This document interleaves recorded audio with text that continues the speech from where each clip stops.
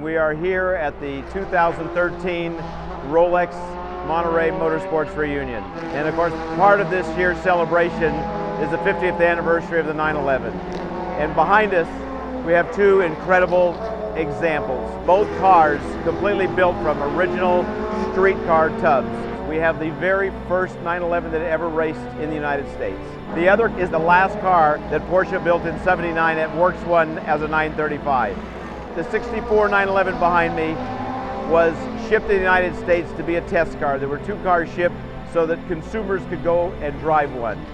33,000 miles later, it was sold to a Volkswagen dealer by the name of Jack Ryan, who took the car in 1965 and made it into a race car, who then took it to Daytona in 1966, and at the insistence of Porsche not to race it, he said, "I'm racing it," and it won at Daytona. The car is the first car that ever won a street race, the first 911 I should say to be correct, that ever won a street race. Porsche didn't really want him to race and tried to convince him not to race because they were still at those days racing the 908, 910 type livery. He still entered in the GT2 category, as it would be called today, and actually ended up winning. So it's the first car, first 911 car that ever won a street race, and it was the 24 Hours of Daytona. It subsequently was added in Sebring and they came second. Typically Porsche wants to do a big factory effort, and this was obviously a privateer entering a car that at that point was untested on the track. So I'm sure they were completely nervous, and I can understand it. They probably didn't quite trust that it could last yet for 24 hours in a race. We have the original engine in the car and also all the wheel and everything else. The wood here, it drives like an old 911 street car. It doesn't really feel like a race car at all.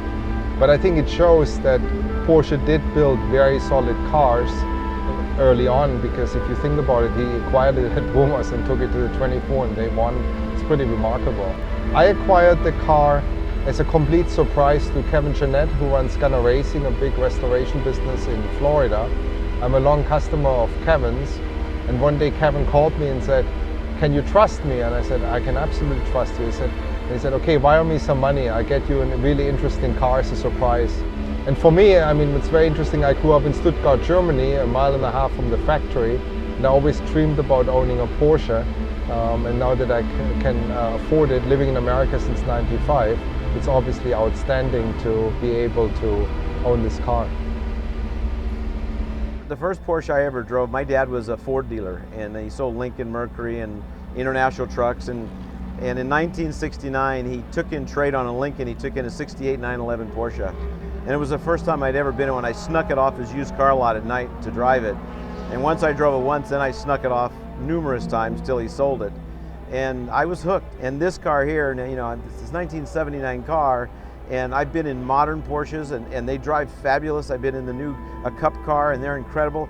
But this car does not drive like an old car. I mean, you work harder at it. The new cars, you have more aids, but it still is incredibly quick to drive, and the reliability. This would go a 24-hour race, all the practices, all the qualifying, a 24-hour race, and then go to another race and do another 6-hour race without rebuilding the engine. Basically service the car and continue and end up with, you know, as much as 40 hours of full race time on the car before you went through the car. These cars are, you know, 700 horsepower plus. They turn significantly competitive lap times even for an old car.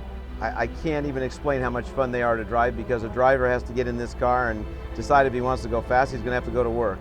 Not going to do it for you. So I have the greatest respect for these cars. They're just amazing, and you just really can't wear one out. This car is almost exactly as it was built. It's pretty much original in every aspect of the car. We did a few modifications in '79 and '80, but that's the only modifications the car carries.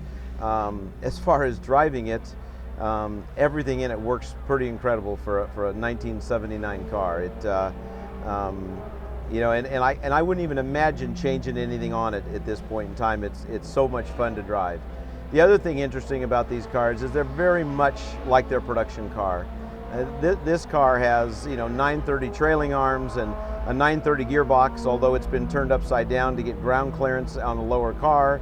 You know, the basis of the engine is the same basis of the 930 engine that was in a street car. the steering gear assembly. It really is amazing as a race car how much of the road production car carried over into these cars. They're very similar to all the road cars at that period in time.